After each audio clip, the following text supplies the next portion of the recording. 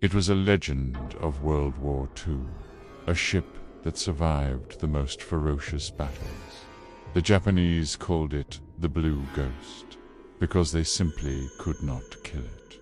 Though reported sunk time and time again, it always returned to the fight, a phantom of the seas. But today, that legendary nickname has taken on a different, more literal meaning. Welcome aboard the USS Lexington, now a floating museum in Corpus Christi, Texas, and without a doubt, one of the most haunted ships in the entire world. The USS Lexington, or Lady Lex, as she was affectionately known, is a true titan of naval history. Commissioned in 1943, this Essex-class aircraft carrier served with distinction in the Pacific Theater. It participated in nearly every major naval operation, its planes sinking or destroying hundreds of enemy vessels and aircraft. The ship itself endured kamikaze attacks, torpedo hits, and relentless bombing raids, yet always managed to limp back to port, get patched up, and rejoin the fray. It was this seemingly supernatural resilience that earned it the name the Blue Ghost from a frustrated Tokyo Rose, the Japanese propaganda broadcaster. After the war, it continued to serve for decades before finally being decommissioned in 1991. Now, it rests peacefully as a museum, but peace is a relative term. For many who walk its decks, the war never ended. The ghosts of the Lexington are still on duty. Many of the spirits reported on this ship don't seem to know that the war is over. They appear to be trapped in a terrifying loop, forever replaying their final desperate moments. This is known as a residual haunting, where dramatic or traumatic events imprint themselves on a location, like a recording stuck on repeat. Visitors and staff frequently report the chilling sounds of general quarters, the clanging alarm that signals an imminent attack. They hear the thunder of anti-aircraft guns firing at unseen enemies from the empty flight deck, the screams of men, and the concussive boom of explosions echo through corridors where nothing is happening. On the flight deck and in the gun turrets, people have witnessed the full-bodied apparitions of sailors in their World War II uniforms, running frantically to their battle stations, their faces etched with determination and fear. They pay no attention to the modern-day tourists standing in their path. They are simply echoes of history, forever fighting their last battle, a ghostly garrison still defending their ship. If there's one place on the ship where the veil between worlds feels thinnest, it's the sick bay.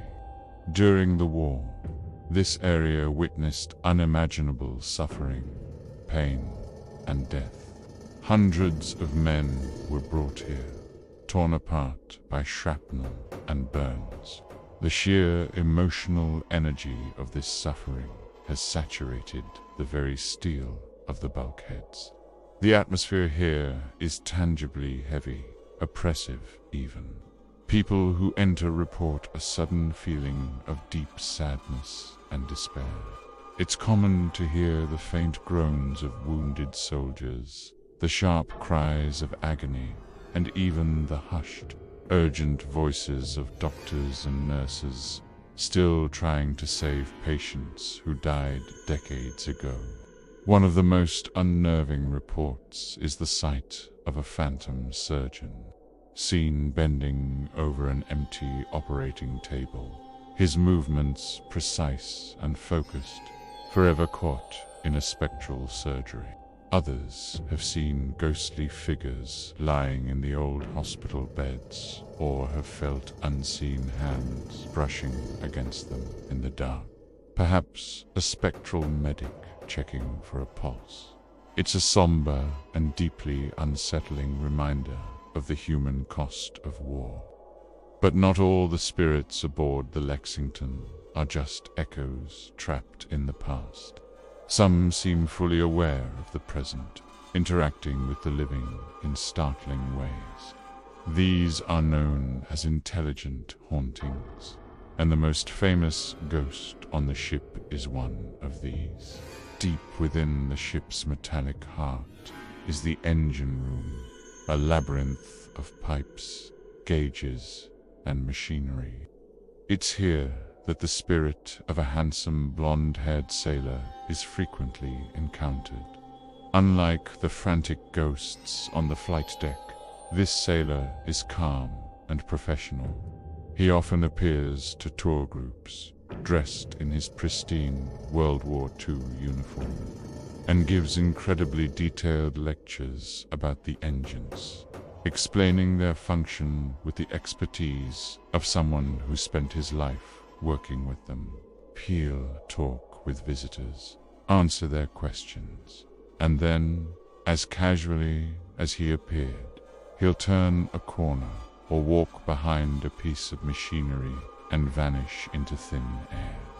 Paranormal investigators have even recorded his voice answering their direct questions. He's also been known to perform his old duties. Staff have found heavy hatches inexplicably closed and latched overnight, hatches they know for a fact were left open. He seems to be a friendly spirit, a spectral engineer still on duty, proudly watching over his ship and keeping it safe. And the engine room operator is far from the only intelligent presence. The ship is a floating city, and it has many unseen residents who seem to be going about their eternal routines. In the captain's private cabin, the distinct apparition of a commanding officer has been seen sitting at his desk, seemingly poring over charts and papers. Sometimes the smell of his cigar smoke lingers in the air long after he has faded from view. In the winding, narrow corridors below deck, visitors report an unnerving feeling of being watched. They'll catch a glimpse of a face peering at them from a porthole, only for it to disappear when they turn for a second look. Shadowy figures are seen darting down hallways, and disembodied footsteps often follow people, stopping whenever they stop. Sometimes these sailors will make direct eye contact with a visitor, a moment of chilling connection with the past, before they simply disappear. They don't seem malicious, just present, still walking the decks of the only home they have left.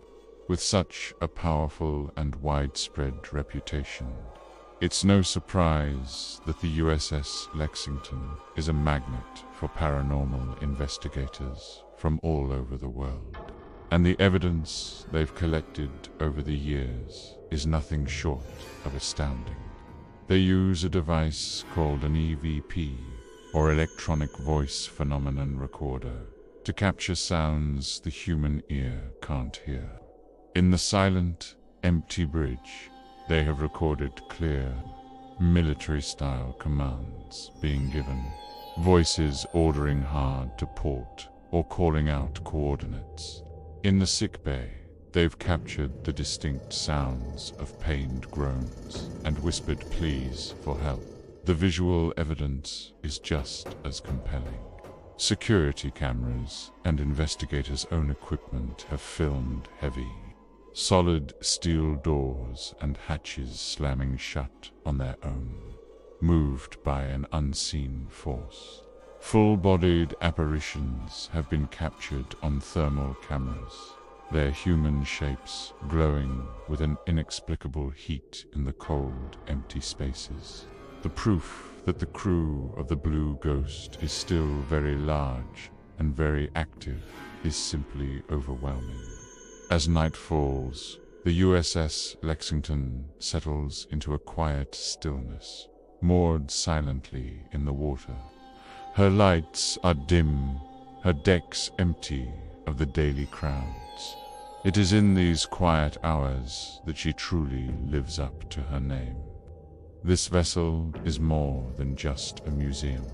It is a floating memorial where history isn't just displayed behind glass, it is terrifyingly alive. The echoes of bravery, sacrifice, and tragedy resonate through every compartment. Are these spirits tragic echoes of a violent past, forever bound to their final moments? Or are they dedicated guardians, still trying to warn us of the dangers on their ship, still carrying out their sworn duty? Whatever the answer, one thing is certain. For the spectral sailors of the USS Lexington, their watch has not yet ended. The crew of the Blue Ghost has not been relieved of duty. Thank you so much for joining me on this chilling journey aboard the USS Lexington. If you enjoyed this story, please hit that like button and subscribe for more dives into the world's most mysterious places. Let me know in the comments if you've ever had a paranormal experience of your own. Stay safe and see you next time.